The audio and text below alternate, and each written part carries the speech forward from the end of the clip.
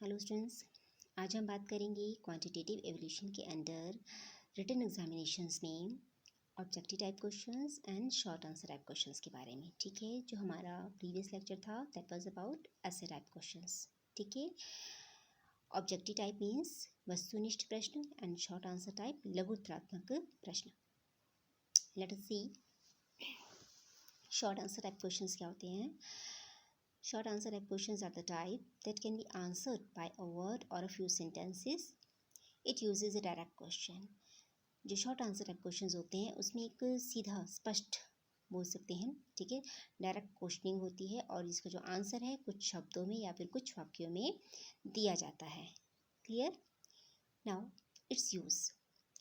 It is suitable for measuring a wide variety of relatively simple learning outcomes. जो हम कह सकते हैं कि ये उपयुक्त होते हैं।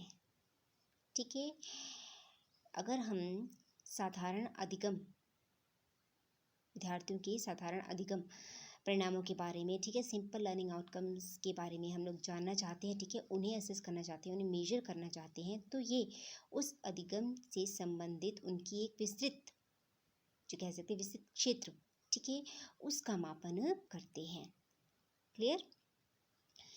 फॉर एग्जाम्पल, जैसे आप देख रहे होंगे example of short question, what is mean by EDUSAT. ठीक है, EDUSAT is the first satellite built exclusively for serving the educational sector. EDUSAT क्या है? सबसे पहला सैटेलाइट है एजुकेशनल सेक्टर में अपनी सर्विसेज प्रोवाइड करने के लिए। ठीक है, तो इसमें जो है हम विद्यार्थियों के जो सिंपल लर्निंग आउटकम्स आप देख रहे होंगे कि इसी एक क्वेश्चन के आंसर के द्वारा, ठीक है, हम उसके जो सिंपल लर्निंग आउटकम्स है उसके बारे में हमें एक अच्छी information in A proper way मिलती है। ठीक है, now advantages of short answer type questions. Large portion of content can be covered. एक बहुत बड़ा पोर्शन हम कह सकते हैं, ठीक है, आपके सब्जेक्ट का, विषय का जो है इनके थ्रू कवर होता है। इजी टू कंस्ट्रक्ट जो इसका निर्माण है वो इजी होता है because it measures simple learning outcomes. जैसे भी हमने बात की थी कि साधारण अधिगम के जो परिणाम है, ठीक है, लर्निंग आउटकम्स है उनका मापन करता है। It provides little opportunity for गेसिंग। इसमें जो गेसिंग की जो अपॉर्चुनिटी होती है, ठीक है, उसकी चांसेस क्या होते हैं गेसिंग के, इसमें कम होती हैं। ठीक है, जो आंसर है आपने वही लिखना है, इसमें आपने गैस नहीं करना है। ठीक है, अगर आपको उसके बारे में सही उत्तर पता है तो ही आप उसके बारे में लिखेंगे।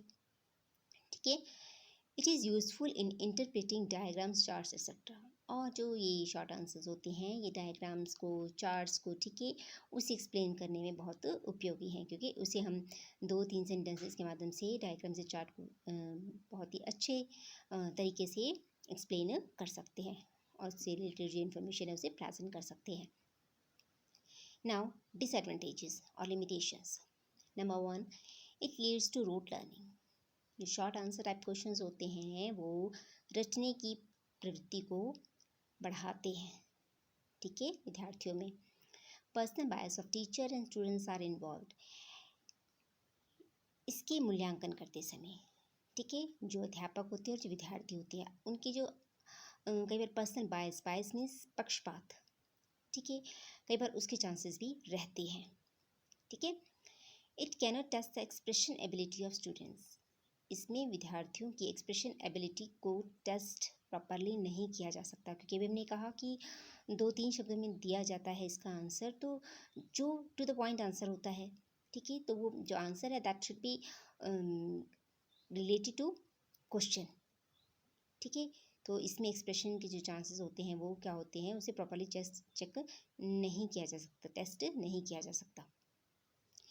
Writing skill cannot be measured properly. इसमें जो विद्यार्थी है उनका लेखन कौशल है उसका मापन भी प्रॉपरली नहीं किया जा सकता क्योंकि राइटिंग स्किल में किस तरह से प्रेजेंट करना है इसे ऑफकोर्स कि हम नहीं देख सकते इस तरह से क्योंकि इसका जो आंसर है वो 2-3 सेंटेंसेस में देना होता है। ठीक है, और वो 2-3 sentences they should be closely related to the question, ठीक है, उनसे रिलेटेड होनी चाहिए। क्लियर? नाउ द अब हम बात करेंगे ऑब्जेक्टिव टाइप टेस्ट आइटम्स के बारे में, ठीक है, कि ऑब्जेक्टिव टाइप टेस्ट आइटम्स क्या होती हैं। जैसे इसके नाम से ही स्पष्ट है, वस्तुनिष्ठ प्रश्न, ठीक है। The objective type questions are questions that require a specific answer, जिनका आंसर क्या होता है, निश्चित होता है। And objective type questions usually has only one potential correct answer, और इसका जो आंसर होता है संभावित एक ही आंसर हो सकता है, ठीक है। जैसे आपके पास MCQs हैं, फिलअप्स हैं, ऑल्टरनेट रिस्पॉन्सेज हैं, ठीक है, तो उसमें आंसर क्या होगा, एक ही होगा। And they leave no room for opinion, और इसमें किसी दूसरे ऑप्शन के लिए कोई भी स्पेस नहीं होता है।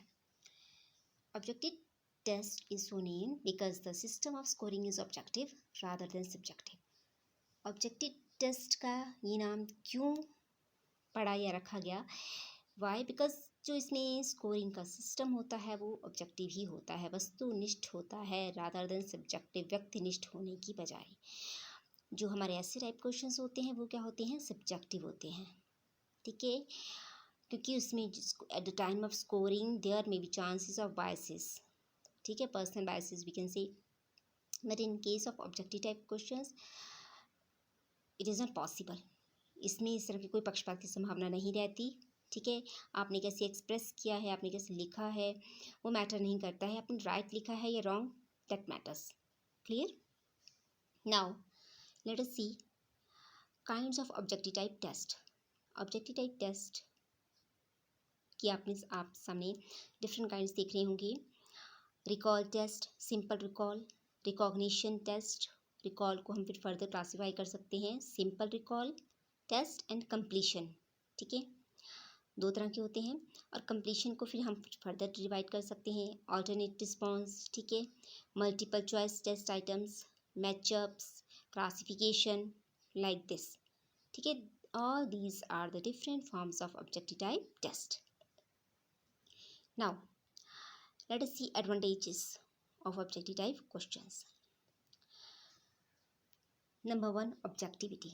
अभी हमने बात की थी कि जो ऑब्जेक्टिव टाइप क्वेश्चंस होती हैं उसमें क्या होती है, वस्तुनिष्ठता होती है, ठीक है। वस्तुनिष्ठता यानी कि इसमें अगर राइट आंसर है तो वो सभी का राइट है, उसके लिए सभी को मार्क्स मिलेंगे, जो रॉन्ग है उसके लिए किसी को भी मार्क्स नहीं मिलेंगे, ठीक है। इसमें किसी तरह की कोई पार्शियलिटी नहीं की जाती है, तभी हम कहते हैं इन्हें वस्तुनिष्ठ। Number 2, validity. ये जो आपके ऑब्जेक्टिव टाइप क्वेश्चंस होते हैं इसमें वैलिडिटी जो होती है वो क्या होती है, अधिक होती है, ठीक है। वैलिडिटी मीन्स कि objective type test measures for what these are made, hence these test are valid. Means कि ये जिस चीज़ के लिए, जिस पर्पज़ के लिए बनाए जाते हैं उसी को प्रॉपरली मेजर करते हैं, इसीलिए हम कहते हैं कि ये टेस्ट क्या है, वैलिडिटी इसमें क्या होती है, अधिक होती है। And reliability, these tests are more reliable.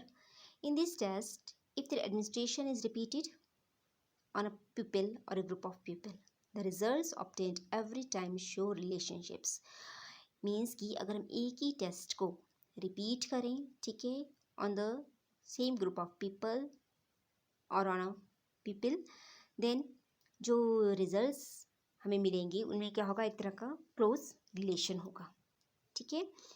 सो जो हम कह सकते हैं कि इनमें जो ऑब्जेक्टिव टाइप क्वेश्चंस होते हैं वो क्या होते हैं, ज़्यादा विश्वसनीय होते हैं।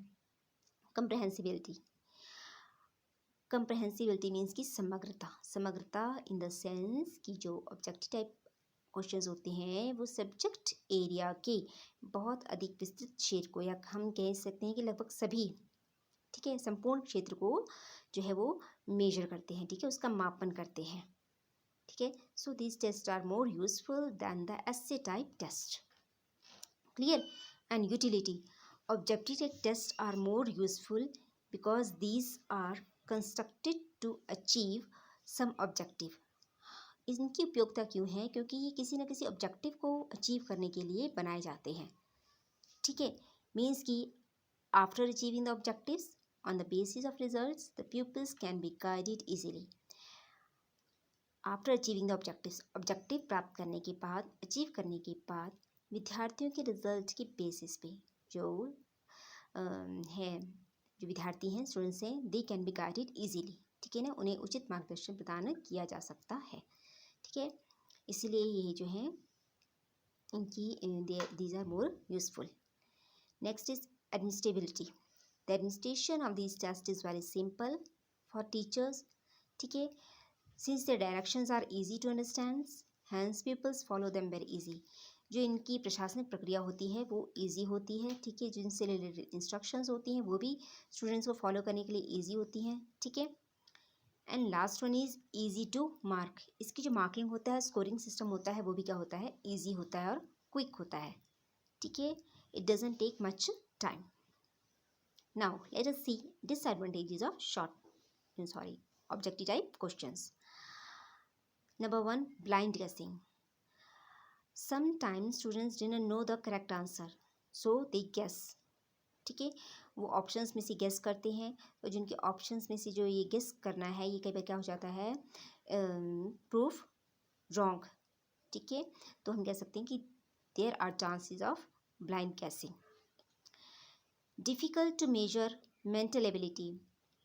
ऑब्जेक्टिव टाइप क्वेश्चंस विद्यार्थियों की मेंटल एबिलिटी को प्रॉपरली मेजर नहीं कर पाते हैं। मेंटल एबिलिटी मीन्स कि उनकी रीजनिंग एबिलिटी वो इसमें प्रॉपरली चेक नहीं हो पाती है, ठीक है। Difficult to diagnose. इस तरह के जो टेस्ट होते हैं वो विद्यार्थियों को डायग्नोस प्रॉपरली नहीं कर सकते, क्यों, क्योंकि इसमें कई बार जो चीटिंग के चांसेस होते हैं, ठीक है। तो उसकी बेसिस पर हम स्टूडेंट्स की वीकनेसेस और स्ट्रेंथ उसका जो पता है वो नहीं लगा सकते अच्छे से। चांसेस ऑफ चीटिंग, अभी हमने बात की पिछले पॉइंट में कि इसमें क्या होते हैं, कॉपिंग करने के चांसेस होते हैं, ठीक है। There are the chances of cheating, क्योंकि वन वर्ड आंसर होते हैं, फिलअप्स होते हैं, एमसीक्यूज होते हैं, तो जो विद्यार्थी है, स्टूडेंट्स है, आपस में वो इजीली इसे कई बार चीट करके लिख लेते हैं, ठीक है। Negligence of thought and expression.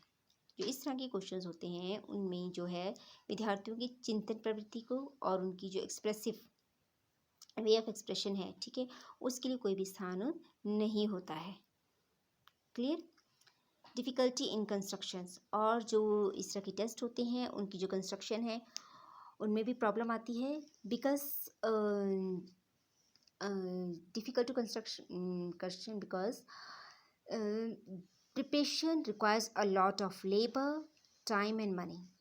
Problem इसीलिए आती है इसकी कंस्ट्रक्शन में क्योंकि इसकी कंस्ट्रक्शन में बहुत ज़्यादा लेबर लगती है, टाइम एंड मनी, ठीक है। तो इन्हें जो कंस्ट्रक्ट करना है वो क्या होता है, डिफ़िकल्ट होता है। Now these were some disadvantages of objective type questions. Now what we discussed today, आज हमने क्या डिस्कस किया, short answer type questions, their advantages and disadvantages, and within this objective type questions, their advantages and disadvantages.